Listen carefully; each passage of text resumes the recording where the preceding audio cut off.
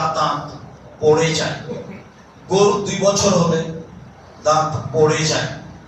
ওট 5 বছর হলে দাঁত পড়ে যায়। সাধারণত বাচ্চা ছেলে মেয়ের বয়স 7 বছর হলে সামনের দাঁত পড়ে, এটা স্বাভাবিক বয়স। ভেড়া ভেড়ি, দম্বা দম্বি, ছাগল ছাগি 1 বছর হলে দাঁত পড়ে যায়। দাঁত দেখেই কুরবানি করতে হবে, এ কথাই ঠিক। আলী রাদিয়াল্লাহু তাআলা আনহু বলেন, রাসূল সাল্লাল্লাহু আলাইহি সাল্লাম আমাদেরকে আদেশ করেছেন আন নাস্তাসরিফাল আয়না আল ওজনা, কুরবানি কেনার সময় দেখে নিব চোখ, দেখে নিব কান। কুরবানি কেনার সময় দেখে নিব চোখ, দেখে নিব কান। কান কাটা হয় না যেন, চোখ টেরা হয় না যেন, লেজ সুন্দর হয় যেন, খুর ভালো থাকে যেন।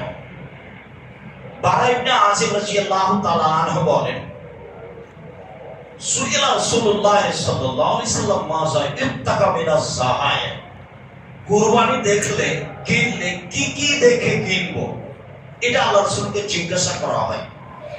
তখন আল্লাহ রাসূল বললেন 4টি। 1, আল আরজাওয়াল বাইয়িনা জালওয়াহা, স্পষ্ট লেংড়া হয় না যেন। আল আওয়ারাওয়াল বাইয়িনা আওয়ারাহা, স্পষ্ট কানা হয় না যেন।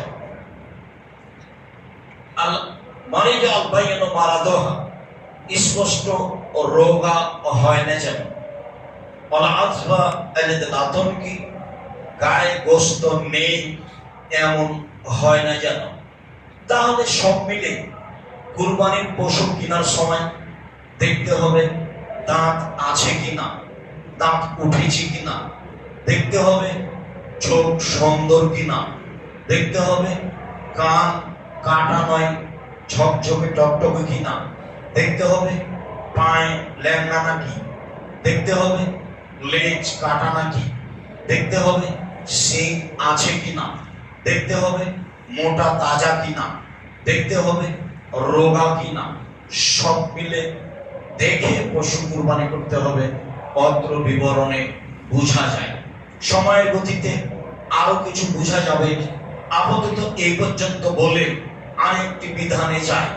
উম্মে সালমা রাদিয়াল্লাহু তাআলা আনহা বলেন, রাসূল সাল্লাল্লাহু আলাইহি সাল্লাম বলেছেন, মান রাআ হেলালাতিল হিজ্জা, যে ব্যক্তি কুরবানির চাঁদ দেখলো, ওয়ারাদা ইজাহিয়া, এবং কুরবানি করার ইচ্ছা পোষণ করলো,